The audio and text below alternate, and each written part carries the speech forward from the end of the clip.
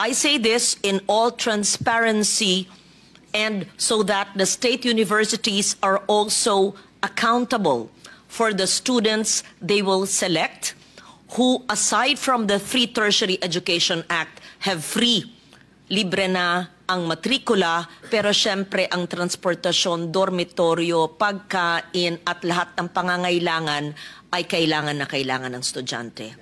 And it's good to include more scholarships because I just came from Nueva Vizcaya State University when it was signal number 3 last Friday. And talagang lalo na yung mga katutubo na pamilya na mga bata at galing sa bundok o sa iba't ibang IP areas outside of the province, walang matitirahan. Tumitira na nga sa bahay ng mga guro minsan.